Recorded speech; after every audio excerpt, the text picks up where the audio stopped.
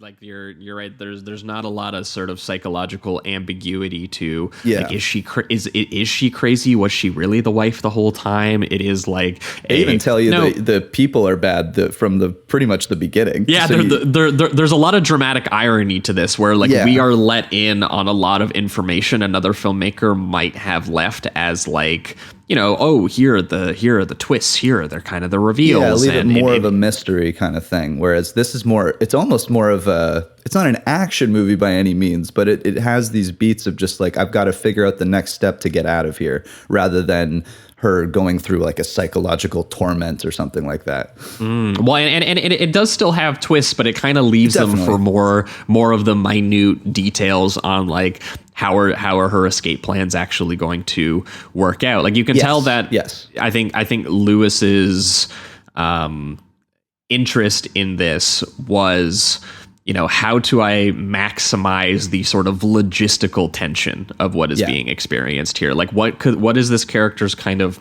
perspective? How can the atmosphere kind of reflect that? Like, again, one of the things that Lewis was apparently really, really well known for was the weird kind of camera trickery that he would try to pull, whether it was like placing the camera in a place that, you know, producers would be like, why are you doing that? Or, you know, doing the duration stuff like Jamie was talking about, like the robbery sequence in Gun Crazy. And he would frequently actually get in trouble because he would, on a B movie, sometimes be going over schedule and over budget.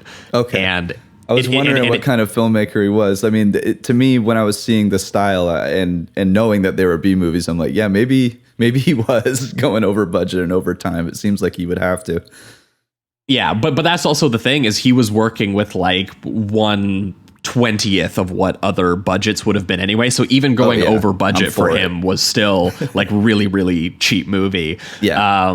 But yeah, he would sometimes get in trouble, and then they would actually watch the movies and they would be like, actually, he made a B movie that we could program alongside an A movie, and it almost looks just as good. So at a certain point, they actually did see the value. So that's why he didn't end up like suffering the consequences of being, because you hear a lot of stories about filmmakers who do end up like being fired and never working for a studio again because of doing shit like that.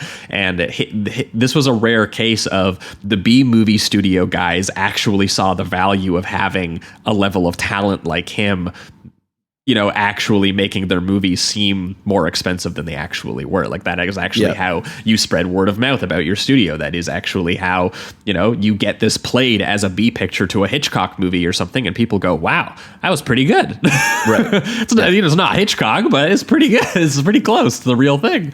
And I wanted to bring that up right off the start, because I knew immediately right away, the very first time that I watched this, from like basically like the opening image in here that gets you into Julia's very depressed mood and like the financial desperation of, just based on where the camera is placed, that shot of her walking on this like the rain-soaked sidewalk, and it almost looks like this like fisheye wide-angle lens that there's no way that existed around that time. Yeah, it even seems like tilted. I think it's almost like, I don't know if it's exactly a Dutch angle, but yeah, there's something off kilter about it.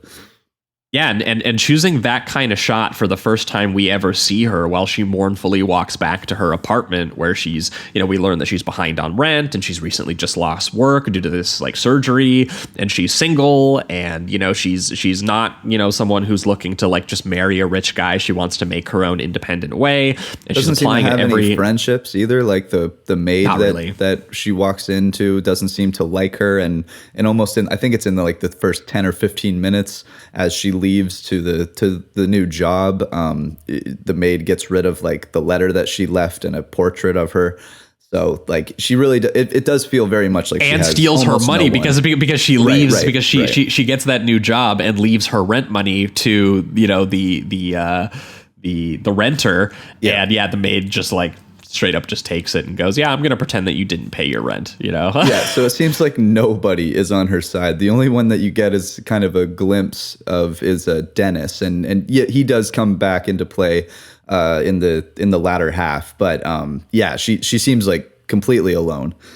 Yeah, well, and what's interesting is like that is also why she's a prime target for what she eventually is targeted for, because, you know, they are setting up a little bit of this class angle that she's going to the job agencies every single day. She's in a really, really financially desperate situation. She can't make rent, and she's, who knows what she's going to have to do next. Although I do like that the maid is like, I know plenty of places you could get a job like mine, but I suppose you're a fine lady, and you were trained for something better than, like wiping floors or whatever. And she even says that her secretary job isn't a real job kind of thing. That's right. And she ends up making a good impression on this one agency that she didn't see in the paper and ends up going to, because she has no romantic attachments or family ties, because, kind of a little creepy.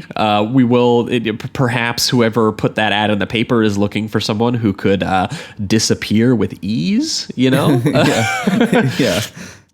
though she strategically does not tell them about Dennis, a man who lives in her building and who she is friends with and likes and perhaps is considering being romantic with. But she makes for a good candidate for the wealthy widow, Mrs. Williamson Hughes, played by Mary Whitty, in a very pretty stern and terrifying performance in a kind of pragmatic way. Like how fast she is to just be like, yeah, I'm going to help my son Ralph, played by George McCready, pull off this crazy kidnapping scheme in order to replace his wife, who he maybe murdered, which we will get into the details of that specifically. I like that you said pragmatic too, because she plays it like she doesn't have any of that. They stumble upon her in a room as they're talking to the son or something, and she does like a maniacal laugh or something like that. It's not that.